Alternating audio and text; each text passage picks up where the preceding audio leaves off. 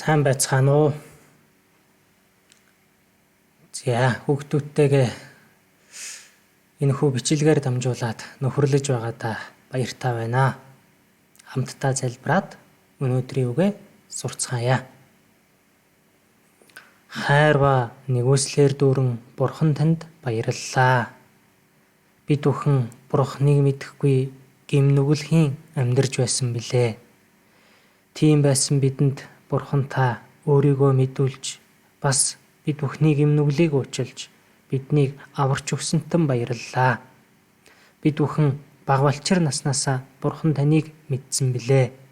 Тиймээс хойштоо Библийг илүү их сурч Бурхан таны хүүхдээр өсөж төлөвшөж Бурханыг илүү баярлуулан амьдрахад та туслаарай.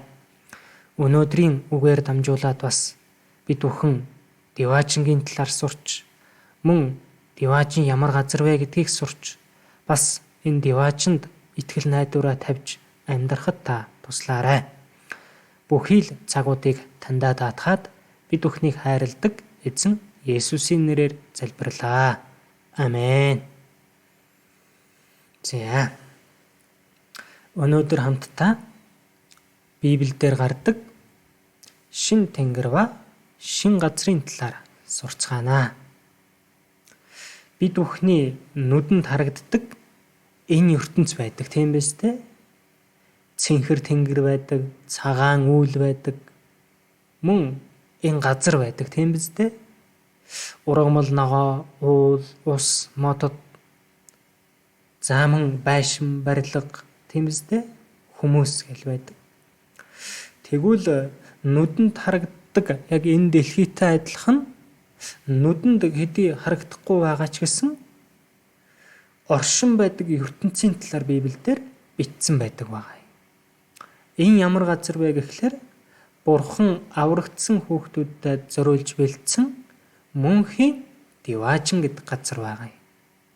Түүнийг бас өөрөөр шин тэнгэр ба шин газар гэж нэрлэдэг байгаа. За, бид бүхний дундаас энэ Диваачинг очоод харсан хүн гэж байхгүй.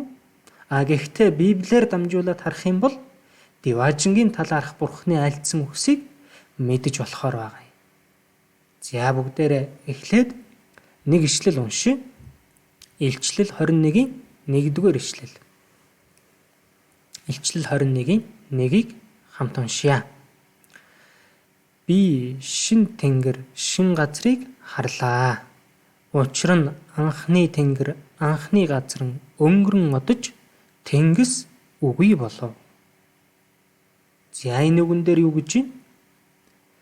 Шин тэнгэр, шин газрыг харлаа гэж. Анхны тэнгэр, анхны газар буюу анх Бурханы бүтээсэн бид бүхний амьдарч буй энэ дэлхийн ертөнц байхгүй болно. Тэгвэл аврагдсан хүмүүс хаана очиж амьдрах вэ гэхлээр Бурханы бүтээж бэлтгэсэн шин тэнгэр, шин газарт очихоор байгаа. Библиэлд хүн төрлөختний түүхийг эхнээс нь ахуулаад төгсгөл хүртэл бүгдийг нь бичсэн байдаг тийм биз дээ? Библийн түүх илчлэл номоор дуустдаг. Хүн төрлөختний түүх илчлэл номоор дуустдаг. Библийн хамгийн сүүлчийн ном бол илчлэл ном. Тэгвэл илчлэл номын төгсгөлд мөн Диваачингийн талаар, шин тэнгэр газрын талаар хэлээд дуустдаг байгаа. Энэ ямар утгатай вэ гэхлээр энэ дэлхийн түүх, энэ дэлхийн бүх зүйл өнгөрөн оцсны дараа мөнхийн Диваачингийн түүх, шин тэнгэр газрын түүх, мөнхийн улсын түүхээр эхэлнэ гэдгийг хэлж байгаа байх нэ. За, тэгвэл энэ Диваачин ямар газар юм болоо? Түүнийг хамтдаа сурцгаая. 1-р Коринт 2-ын 9-р ишлэл байгаа. Бүгдээрээ хамт уншия. Гэвч нүд үзээгүй, чих сонсоогүй, хүний зүрх сэтгэлд ороогүй юмсыг Бурхан өөрийг нь хайрладаг хүмүүст бэлджээ гэж бичигдсэн ёсоор болжээ. Энэ мөнхийн Диваачинг, энэ шин тэнгэр газрыг юу гэж хэлсэн бэ? Хүний нүдээр үзээгүй, хүний чихээр сонсоогүй, хүний зүрх сэтгэлд оромгүй юмс яасан бэ? бэлтгэгцэн гэж байгаа. Өөрөөр хэлбэл бидний харж байгаагүй зүйлсээр яах нь Диваачны дүүр. Бидний сонсож байгаагүй зүйлсээр Диваачны дүүр. Мөн бидний зүрх сэтгэл төсөөлөгдөж бодоогүй юмсаар яах нь Диваачны дүүрэн байгаа байхгүй юу? Тэгэхээр үнэхэрийн гайхамшигтай ертөнц байгаа. Бид бүхний харах дуртай зүйлс байдаг тийм ээ энэ дэлхий дээр. Бид бүхний сонсох дуртай юмс ч гэсэн байдаг тийм ээ. Бас бидний төсөөлж боддог юмнууд ч гэсэн байдаг үстэй. Тэгвэл Диваачнд юу вэ? Ерөөсөө тэгж төсөөлөгдөөгүй юмнууд байгаа гэж. Тэгэхээр Диваачнд очисон хүүхдүүд яах нь? Гайхаал байна ерөөсөө. Алмаараа л байна. Гайхснасаа болоод нүдэн яах нь? Бүр томрон гэсэн үг. Пөөх ийм байд юм байх та гэл яах нь? Гайхаж бишрэн гэсэн. За энэ гайхалтай ертөнцийг бурхан аврагдсан хүүхдүүдтэй бэлдсэн байгаа юм. За Диваачн яг ямар газар юм болоо? Түүнийг хамтдаа зургаар харцгаая. Библиэлд Диваачнгийн талаар бичигдсэн үгсийг хүмүүс тийм ээ зураг болгосон байдаг. За яг ямар юм болоо? За энэ зургийг харах юм бол шин тэнгэр ба шин газар гэж байгаа. Тийм ээ? Бидний харж байгаагүй юу вэ? ертөнц байна. Бидний төсөөлж бодоогүй ертөнц байна. За энэ газар тэр чигтээ юу вэ? Шижир алт гэж байгаа юм юус. За хараа. Энэ Диваачнгийн тийм ээ хан хэрэм байна. Энэ Диваачнгийн хан хэрмийг 12 эрдэнийн чулуугаар юу вэ? Суурилуулж хийсэн гэж байна. Өөрөөр хэлбэл энэ дэлхий дээр ховор байдаг. Энэ дэлхий дээр тийм ээ маш үнэтэй тэр эрдэнийн чулуунуудаар яасан бэ? Диваачнгийн хотын суурийг нь хийсэн байна. За тэгэхээр суураасаа эхлээд л яах нь? Үнэхэрийн гайхалтай газар байхгүй юу? За мөн Диваачнгийн хаалга гэж байгаа. Хаалга нь юу вэ? Цул сувд гэж байгаа. Энэ дэлхий дээр асар том сувд ерөөсөө байдаггүй тийм биз дээ? Сувд гэвэл нэг жижигхэн л байдаг. Тэгвэл Диваачнгийн тэр хотынхын том хаалга юу вэ? Цул сувд гэж байгаа. Тэгэд ийм хаалга 12 байгаа гэж. За. Тэгээд энэ хаалгаар нь яваад орох юм бол юу байгаа вэ? За. Хаалгаар нь яваад орсон чинь тэр чигтээ өрөөсөө юу вэ? Шижир алт. Диваачнгийн гудамжин, зам, талбай, байшин, барилгууд өрөөсөө юу вэ?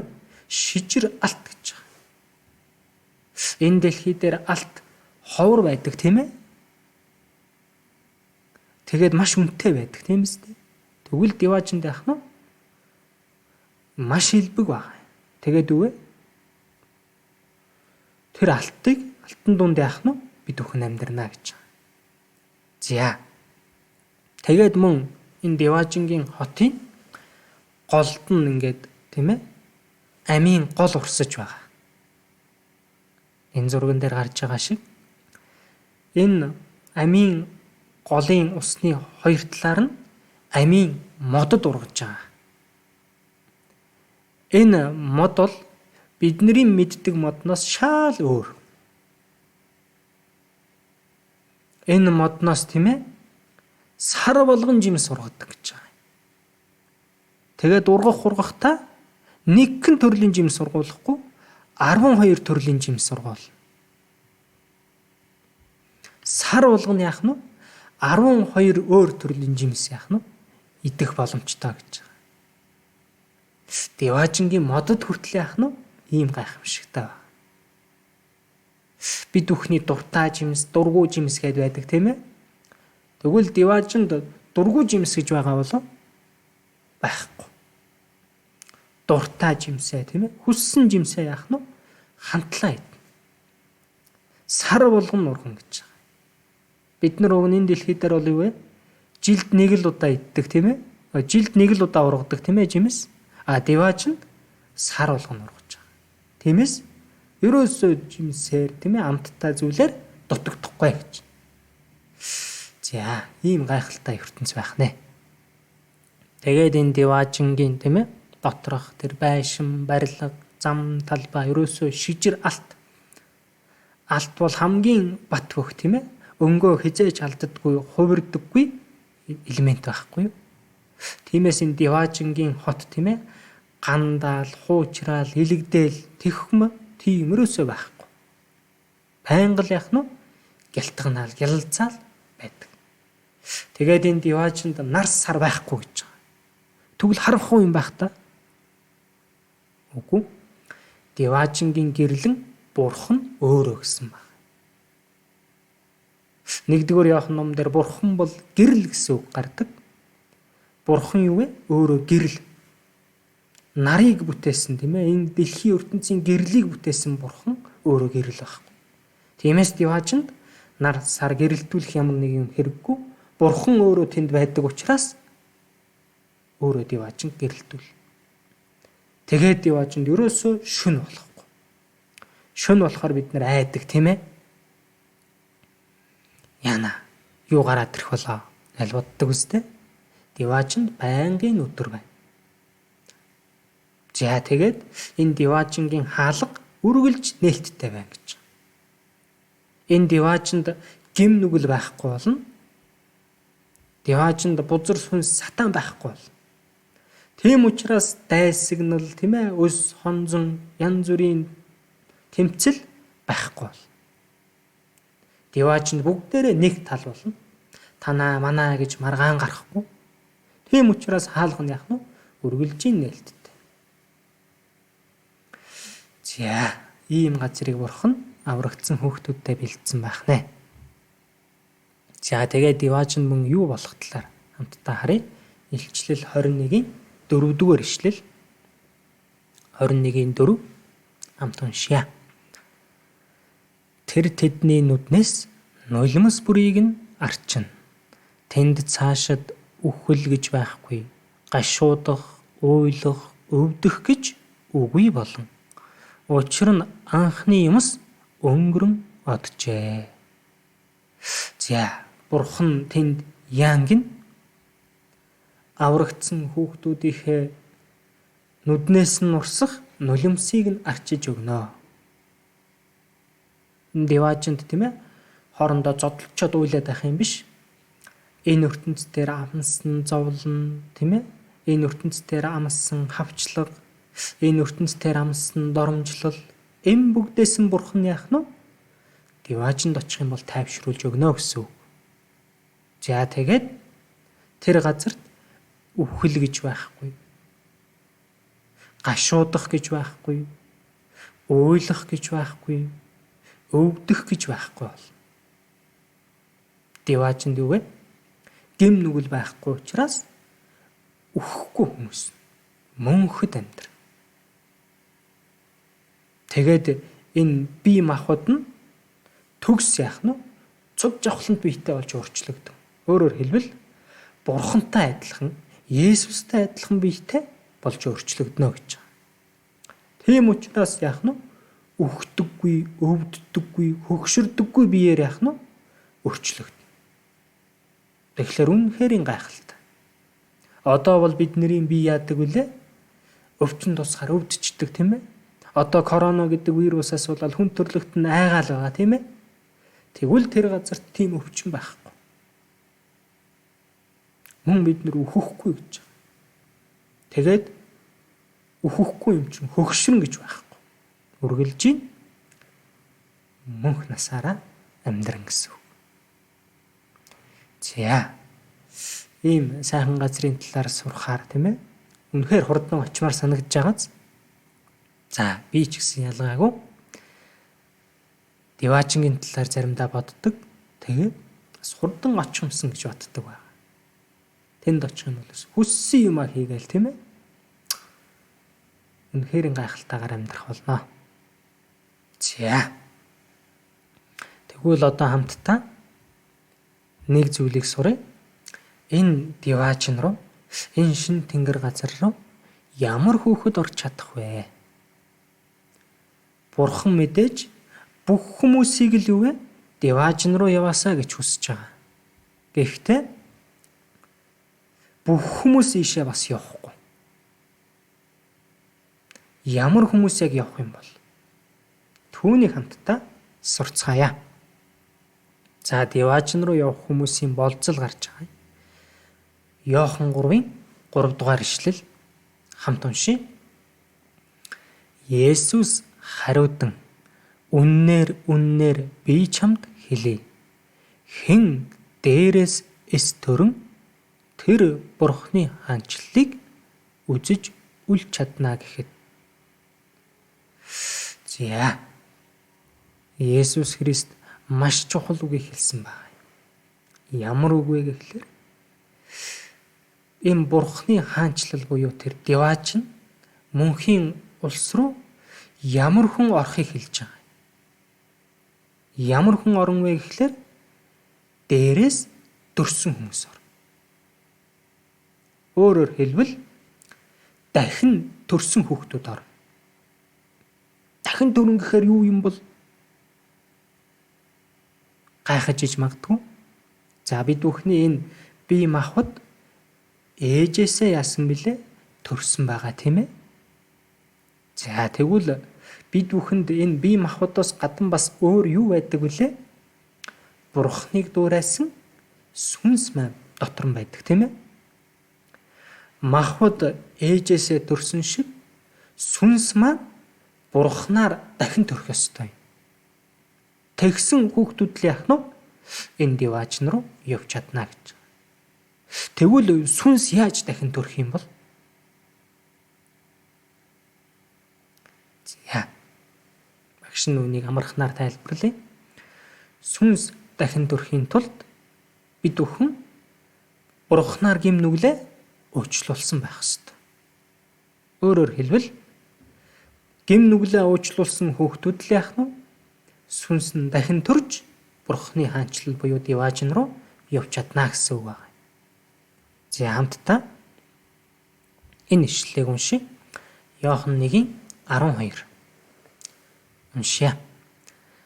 Харин өөрийг нь хүлээн авсан болгонд өөрийнх нь нэрэнд итгэгчдэд тэрээр Бурхны хүүхэд болох эрхийг өглөө.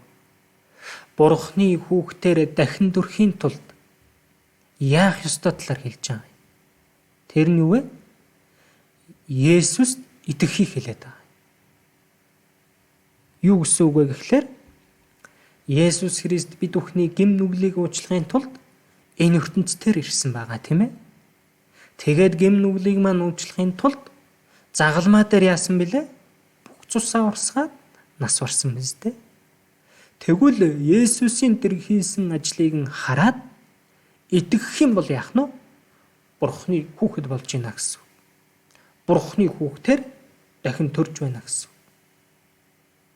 За тэгвэл манай хүүхдүүд энд итгэдэг үү? Итгэсэн үү? Итгэж байгаа юу? Үнэхээр гим нүглээ уучлуулж аврагдсан уу?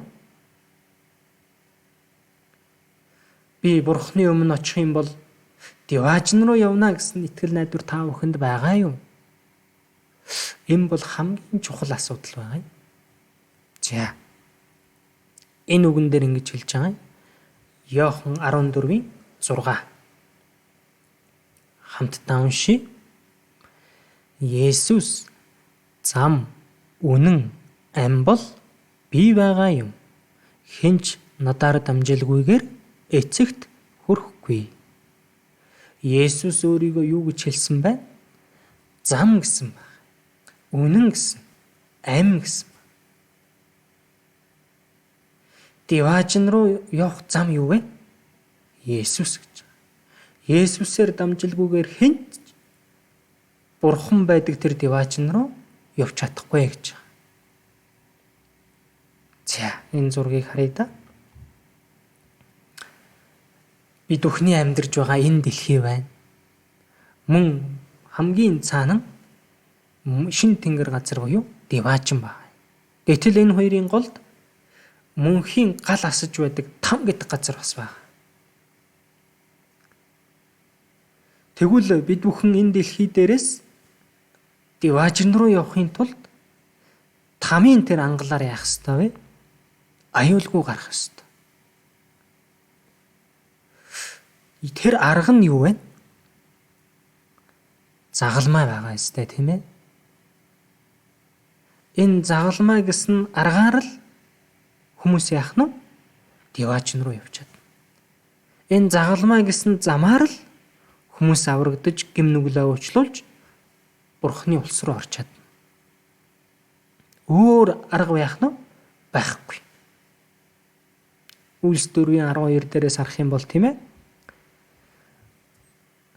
Аврагдаж болох өөр нэр Тэнгэрийн доорх хүмүүст эс өгөгдөв гэсэн үг гардаг. Өөр ямар нэгэн аврагдах арга, өөр ямар нэгэн тамаас тийм ээ мултрах арга хүмүүст байхгүй гэсэн байна. Ганцхан л арга байгаа. Тэр нь юу вэ? Есүст итгэх. Есүс Христийн хийсэн ажилд итгэж гэм нүглээ уучлуулах. Итгэж байгаа юу? Манай хүүхдүүдийн гэм нүглийг Есүс Христ уучлсан уу? Загалмай дээр өөрийнхөө бүхий л цусыг урсгаж яасан бэ? Гэм нүглийг маа уучлж өгсөн байхгүй юу? Тэгвэл энэ үнэнд итгэх юм бол яах нь?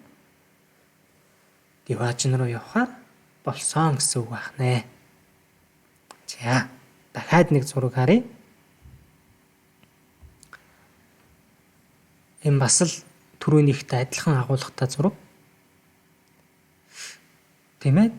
Бид бүхэн там руу уналгүйгээр яаж Диваажин руу гарч явж чадах вэ? Есүс Христээр дамжуулан. Есүст итгэснээр Есүсийн хийж өгсөн загалмайн ажлаар Диваажин руу явж чадна гэж байгаа. Бид бүхэн тийм ээ их сайн амьдэрсэн болохоор Бурхан Диваажин руу явуулах биш. Бид бүхэн аав ээжийнхаа үгэнд ороод гэр орныхаа ажлыг хийгээл ингэж амьдарж байгаа учраас Диваажин руу явахгүй. Ганцхан л арга байгаа. Тэр нь юу вэ? Есүсийн загалмай. Энэ аргаар л дамжуулж яах нь Диваажин руу явж болно гэсэн хуулийг Бурхан тогтоосон байна. Түүнээс биш тийм ээ. Би чинь сайн хүүхэд штэ. Би чинь мундаг хүүхэд штэ. Би мундаг учраас Бурхан намайг Диваажин руу явуулчих байхаа гэж бодож болох нь уу? Болохгүй байна. Хичнээн хорм муу хүүхэд байсан ч гэсэн тийм ээ. Хичнээн муу зүйл хийж байсан ч гэсэн Есүст итгэх юм бол яах нь? Диваажин руу явж чадах нэ. Сайн хүүхдүүд ч гэсэн ялгаагүй. Өөрийнхөө тэр сайн хийгээд байгаа зүйлдээ найдах биш. Есүс миний гэм нүглийг уучлчихсан юм байна шүү дээ. Есүс Христ миний гэм нүглийн төлөө бүхий л цусаа урсгаад нас барсан юм байна. Ямар гоё юм бэ? Тэгвэл би одоо гэм нүглэгөө болоод Диваажин руу явж чадсан шүү дээ. гэж итгэх юм бол яах нь? Диваажин руу явж чадах нэ. Ойлгосон биз? За. Одоо үргэлжлүүлээд бас нэг зүйл сурнаа. Энэ Диваажинд очих юм бол хүүхэд бүрт бэлдсэн шагнал байна. Диваажин зүгээр л нэг тийм ээ. Бид бүхэн очиод дуусчих газар биш. Энэ Диваажинд очиод мөнхийн шагналыг, суу алдрыг Бурханаас авах газар байна. За. Тэгэхээр та бүхэнд юу гэж бодогдож байна? Бүгдээрээ шагнал авах дуртай тийм ээ? Шагнал дургүй хүүхэд байгаа юу? Байхгүй шүү дээ. Бусдаас төрүүлээл тийм биз дээ?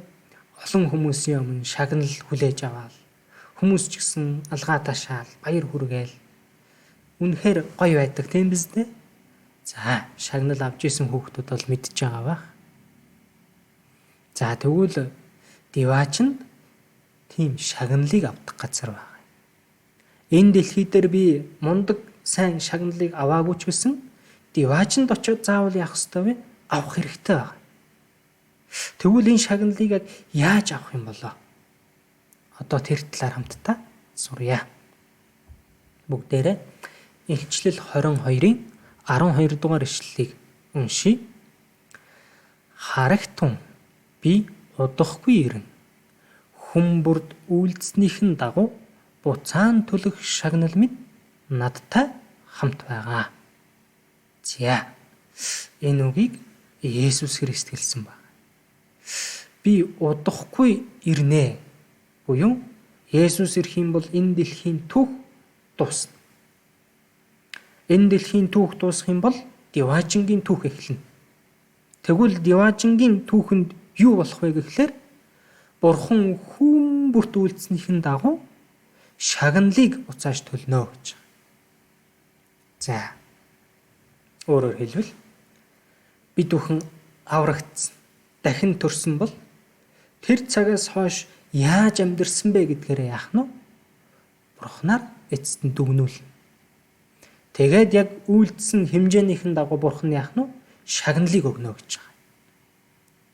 За манай хүүхдүүд яг яаж амьдарч байгаа вэ? Үнэхээр аврагдсан бол яг яаж амьдарч байгаа бол энэ амьдрал маш чухал байгаа. Зарим хүүхдүүдэн тийм ээ үгээ сонсохгүй, Библийг уншихгүй, ишлэлээ цээжлэхгүй, гэрийн даалгавраа хийхгүй, нөхөрлөлд оролцохгүй. Ингээд амьдраад байдаг хүүхдүүд байдаг. Ийм хүүхдэд шагнал байгаа болов? Магадгүй тийм ээ шагнал жоохон байж болно. Бүр байхгүй ч байж боломжтой. Зарим аврагдсан гэж байгаа хүүхдүүд худлаа яриад, хүнтэй хэрэлдээл, хулгай хийгээл, аав ээжийнхаа үгэнд орохгүй, багшийнхаа үгэнд орохгүй, гим хийгээд амьдраад байдаг. Тийм хүүхдэд шагнал байгаа болов? Бас байхгүй. Үнэхээр сайн амьдарсан хүүхдэд, үнэхээр зөв амьдарсан хүүхдэд, үнэхээр Бурханыг баярлуулахын тулд амьдарсан хүүхдэд яах нь шагнал байгаа. За. Энэ ишлэлийг бүгдээрээ уншийе. 2 дугаар Коринт 5-ын 10 дугаар ишлэл. За. Хамтдаа уншъя. Учир нь хүн бүр муугч, сайн нэгч юу үйлдэснийхээ төлөө биеэрээ хариугаа авахар бид бүгдээрээ Христийн шүүх судлын өмнө гарч ирэх ёстой. За энэ үгэн дээр юу гэж байна? Аврагдсан гэж байгаа хүүхдүүд мууч амьдарч байгаа. Зарим хүүхдүүд нь бас сайн ч амьдарч байгаа. Тэгвэл Бурхан яах нь? Яг үйлдэснийх нь төлөө хариуг нь өгнө гэж байгаа. Өөрөөр хэлбэл энэ ямар утгатай үг вэ гэхээр муу амьдраад байгаа хүүхэд нь яах нь? Муу амьдрсан хариугаа авна. Бурхан шагналыг өгөхгүй ч байж болно. Мөн Бурхан зэмлэж бас болно. Авас сайн амьдарж байгаа хүүхдүүд байгаа. Тэр хүүхдүүд яах нь? Бурханаас магтаалыг авна. Тэгээд шагналыг ч авна гэж байна. Үнэхээр сайн хичээж хөдөлмөрлөх юм бол энэ дэлхий дээр ч гэсэн шагнал авч болдог тийм ээ? Хичээлээ сайн хийж агаад Олимпиад уралдаан тэмцээнд ороод шагнал авч болдог үстэй. Тэгвэл Диваажин ч гэсэн ялгаагүй. Итгэлээр сайн амьдрахын тулд хичээгээд, Бурханыг баярлуулахын тулд хичээгээд, сайн мэдээг тараахын тулд хичээгээд хөдөлмөрлөд амьдрах юм бол яах нь? Бурхан тохирсон шагналыг өгнө. Тэгэхээр энэ бид бүхний амьдрал тийм ээ маш чухал байна. За энэ үгийг ч гэсэн хамтдаа уншийе. 1-р Коринт 15-ын 58. За бүгдээрээ энэ ишлэлийг хамт уншъя. Тиймээс хайрт ах дүүнэр минь та нарын зүдэл зүтгэл эзэн дотор хоосон биш гэдгийг мэдэж тууштай байж говж дайвалгүй эзний үйл хэрэгээр үргэлж бялхаж бай. За тиймээс хайрт ах дүүнэр минь гэдэг нь юу вэ? Аврагдсан бүхий л хүүхдүүдийг хэлж байгаа. Энэ та бүхний зүдэл зүтгэл гэдэг чинь юу вэ? бид бүхний Бурхны төлөө, сайн мэдээний төлөө, мөн Бурхныг баярлуулахын төлөө хийж байгаа бүх зүйлүүдийг хэлж байгаа. Энэ бүхэн чинь эзэн дотор хоосон гинүү, хоосон биш гинүү? Хоосон биш гэсэн байна. Эргээд Бурхан хариуг нөгөх байхгүй юу? Эргээд Бурхан бүгдийг нь төлж өгнө гэж. Энэ юусоо хоосон бишээ гэж. Хийж байгаа бүх хийл зүйл маань Бурхан яах нь бичиж байгаа. Тэгээд эргээд тэр нь надад шагнал болж ирнэ гэж. Тийм учраас бид бүхний юу гэсэн тууштай байж, говж дайвалгүй эзний үйл хэрэгээр үргэлж бэлхэж бай гэсэн. Энэ юу гэсэн үг вэ? Итгэлээр амьдрах та, тийм ээ? Говж дайвал, тийм ээ? Гим нүгэл нэг хийгээл, чуулган дээрээ нэг ирээл, Библийг нэг уншаал, нэг болоод, гэрийн даалгавраа заримдаа хийгээл, заримдаа хийхгүй байгаал, ишлэлээ заримдаа цээжлээл, заримдаа цээжлэхгүй байгаал. Ийм байдалтай биш. Харин үргэлж үгээ ухчээд ажиллаад хий гэж. Тэгэх юм бол Бурхан надад шагналыг өгнө гэсэн байна. Шагнал дуртай биз дээ? Тэгвэл үнэхээр хичээж амьдарч байгаад шагналыг авах хэрэгтэй. За. Бурханы баярладаг зүйлийг маш их хийх хэрэгтэй. Бурхан юунд баярладаг бол? Бурхан бид бүхэн Бурханы үгийг сонсоосоо гэд хүсдэг. Үүнд баярладаг. Мөн Бурханы үгийг сонсчоод тэр үгийн дагуу амьдраасаа гэж хүсдэг. Үнэхээр тэгж амьдрах юм бол баярладаг. Бас Бурхан энэ сайн мэдээг тараагаасаа гэж хүсдэг. Энэ сайн мэдээг тарааж байгаа хүүхдэд яах нь баярладаг. Тэгээ шагналыг өг. Бас Бурхан эцэг эхийнхээ үгэнд дуулууртай байгаасаа гэж хүсдэг. Үнэхээр аав ээжийнхээ үгнээс гардаггүй, үгийнхэн дагуу дуулууртай амьдардаг хүүхдэд Бурхан бас шагналыг өгнө гэж. Бас Бурхан тийм ээ бид бүхэн ишлэлээ цээжлээд нөхөрлөлдөө оролцоод илүү итгэлийн хүүхдээр өсөөсөө гэж хүсдэг.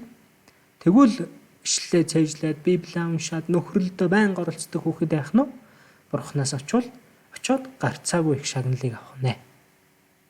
Тиймээс манай хүүхдүүд үүнийг санаад миний хийж байгаа бүхэн чинь хоосон биш юм байна штэ. Эргээд надад эн чинь шагнал болж ирэх юм байна штэ. Гэт яах нь санаад амьдрах хэрэгтэй байх нэ. Ойлгосон биз? За. Өнөөдөр хамтдаа шин тэнгэр ба шин газар гэсэн сэдвээр үгнээс сурцгаалаа. Энэ деваажин бол энэ дэлхийн түүх өнгөрөн оцсны дараа бий болох түүхийн ертөнц байгаа. Энэ газарт ямар хүмүүс амьдрах вэ гэхлээр аврагдж дахин дөрсөн хүүхдүүд. Аврагдсан бүхий л Бурханы хүүхдүүд амьдрах газар байгаа. Мөн деваажинд зүгээр л амьдраад байх биш. Энэ дэлхий дээр амьдрсан бүх амьдралаараа эцэстэн Бурханаар дүгнүүлж шагналыг авах газар байх нь. Тиймээс шагналтай зүйлийн төлөө, шагналтай ажлын төлөө бид бүхэн яах ёстой? Амьдрах хэрэгтэй гэдгийг хэлж байна. Хий хоосон дэми зүйлийн төлөө биш, шагналтай мөнхийн суу алдрын төлөө амьдрах хэрэгтэй байх нэ.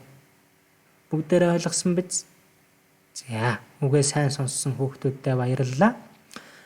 Үгээ залбираад дуусны дараа хүүхдүүд маань эцэг эхтэйгээ энэ сэдвээр нөхөрлөөсөө гэж хүсэж байна. За, хамтдаа залбираад үгээ дуусгацгаая. Хайрын Бурхан танд баярлалаа. Та биднийг гимнүглээс аварч мөнхийн суу алдар, мөнхийн деваажин, шин тэнгэр газрыг бэлдсэн гэдгийг бид бүхэн сурлаа. Тиймээс үүнийг сэтгэлдээ үргэлж санангаа. Бурханыг баярлуулдаг, Бурхан таны таалдаг хүүхдээр амьдрахад та туслаарай. Бид бүхэн энэ ертөнцийн амьдрахдаа Бурханы дургүй зүйлийг биш, харин Бурханы дуртай зүйлийг хийгээд Бурханаас илүү шагналыг авч хурааж чадхад туслаарай. Өнөөдрийн энэ цаг дээр хамт байсанд баярлалаа. одоо бас эцэг эхтэйгээ ч гэсэн энэ сэдвээр, энэ үгээр нөхөрлөхөд та тэр нөхөрл дээр нь тусалж удирдаарай. Үлдсэн төлөвлөсөн бүх зүйлсийг Бурханд даатгаад бид бүхнийг хайрладаг эзэн Есүсийн нэрээр залбирлаа. Амен. За дуусгацгаая.